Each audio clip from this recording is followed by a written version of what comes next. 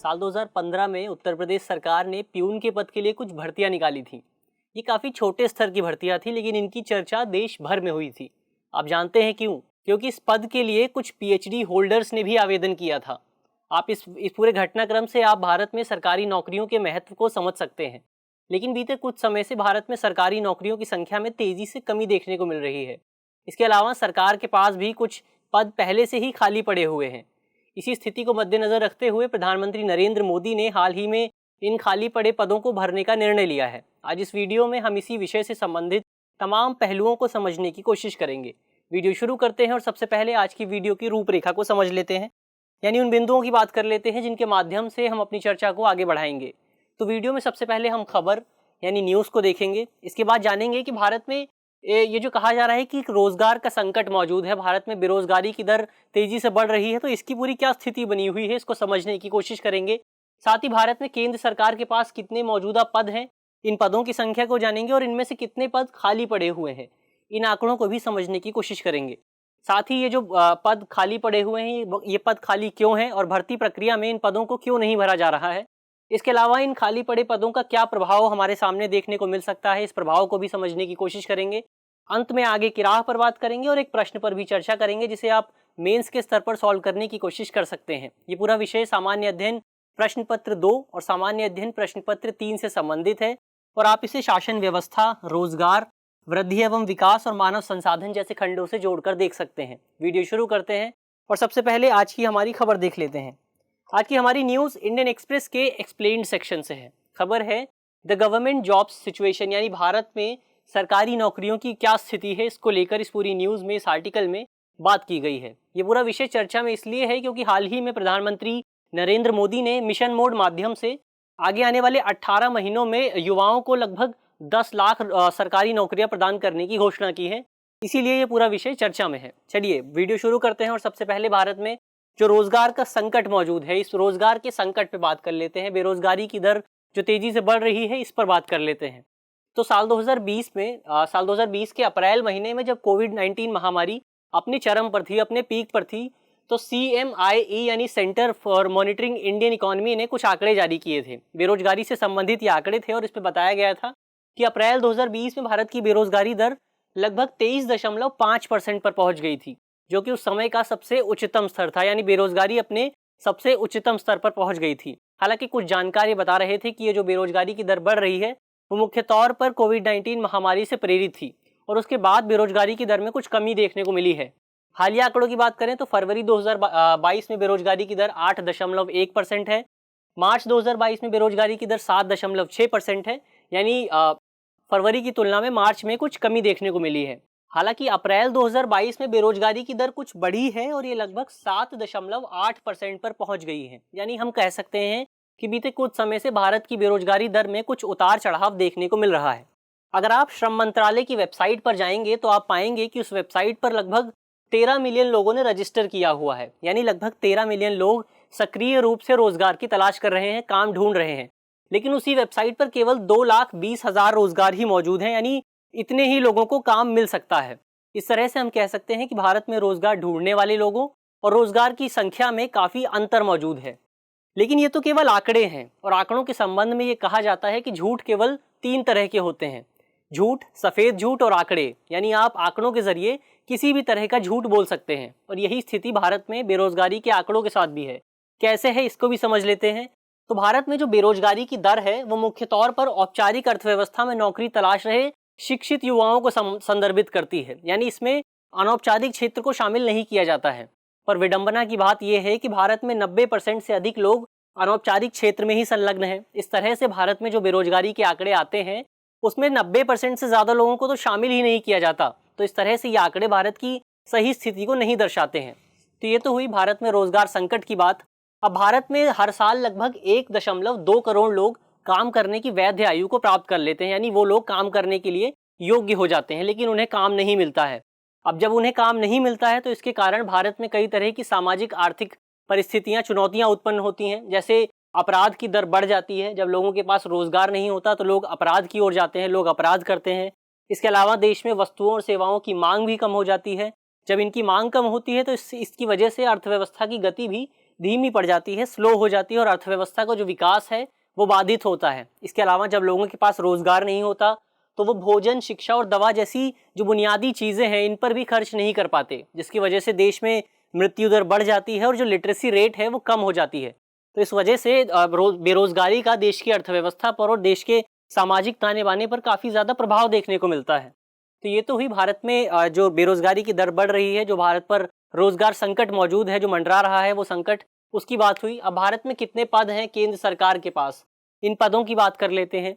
तो साल 2019-20 में व्यय विभाग, जो कि वित्त मंत्रालय के तहत आता है, व्यय विभाग ने अपनी वार्षिक रिपोर्ट जारी की थी और इस रिपोर्ट में बताया गया था कि केंद्र सरकार के पास वर्तमान में जो कुल स्वीकृत पदों की संख्या है वो लगभग 40.78 लाख है, यानी 40,78,000 के आसपास है। मतलब केंद्र सरकार के पास 41 लाख लोगों को रोजगार देने की क्षमता मौजूद है। इसमें भारतीय रेलवे केंद्र सरकार का सबसे बड़ा नियोक्ता है, यानी भारतीय रेलवे सबसे ज़्यादा नौकरियां प्रदान करता है। साल 2020 1 मार्च 2020 के आंकड़े बताते हैं कि इस अवधि में रेलवे में लगभग 12,52,000 लोग कार्यरत थे, संलग्न थे, रेलवे से जुड़े हुए थे। हालांकि इन्हीं आंकड़ों से पता चलता है कि बीते कुछ समय में रेलवे कर्मचारियों की संख्या में कमी देखने को मिली है। उदाहरण के लिए हालिया आंकड़ों पर नजर डालें, यानी 1 मार्च 2022 के आंकड़ों पर नजर डालें तो हम पाएंगे कि वर्तमान में रेलवे कर्मचारियों की संख्या 12,01,000 के आसपास है। यानी पिछले 2 सालों में 2020 और 2022 के बीच रेलवे कर्मचारियों की संख्या में कुछ कमी देखने को मिली है। इसके अलावा अगर केंद्र सरकार की कुल जनशक्ति की बात करें तो इसमें से लगभग 92% जनशक्ति केवल 5 मंत्रालयों और विभागों में ही नियोजित की गई है, यानी इन्हीं विभागों में संलग्न है। ये कौन से विभाग हैं? ये है रेलवे, गृह मंत्रालय, इसके बाद रक्षा विभाग में भी सिविल जो पोस्ट होती हैं वो, इसके अलावा डाक विभाग और राजस्व विभाग। इन 5 मंत्रालयों में केंद्र सरकार के जो भी तमाम जनशक्ति है उसका 92% हिस्सा कार्यरत है। पर अगर आप ये मान रहे हैं कि केंद्र सरकार केवल इन 41 लाख कर्मचारियों के माध्यम से ही काम करती है तो आप गलत हैं। पिछले कुछ समय से केंद्र सरकार की नीति में कुछ परिवर्तन देखने को मिला है और अब केंद्र सरकार अपने विभिन्न मंत्रालयों और विभागों में अनुबंध के आधार पर भी बड़ी संख्या में कर्मचारियों की नियुक्ति कर रही है। आंकड़ों के जरिए गौर करें तो साल 2021 में श्रम राज्य मंत्री ने लोकसभा को बताया था कि वर्तमान समय में केंद्र सरकार के तहत लगभग 24,30,000 कर्मचारी अनुबंध के आधार पर काम कर रहे हैं। 2020 में यह संख्या लगभग 13,24,000 के आसपास थी और 2019 में यह संख्या 13,64,000 के आसपास थी। यानी बीते कुछ समय से, बीते 1 साल में केंद्र सरकार के तहत जो अनुबंध के आधार पर कर्मचारियों की नियुक्ति हो रही है उसमें खासा वृद्धि देखने को मिली है। यानी केंद्र सरकार अब नियमित कर्मचारियों की तुलना में अनुबंध आधारित कर्मचारियों को ज्यादा प्रेफरेंस दे रही है। तो ये तो हुई केंद्र सरकार के पास कितने पद मौजूद हैं। अब देख लेते हैं कि कितने पद इनमें से खाली पड़े हुए हैं, यानी कितने पदों पर अभी तक नियुक्ति नहीं की गई है। तो फरवरी 2022 में केंद्र सरकार ने राज्यसभा को बताया था कि वर्तमान समय में केंद्र सरकार के पास लगभग 8,72,243 पद खाली पड़े हुए हैं, यानी लगभग 8 लाख पद खाली पड़े हुए हैं।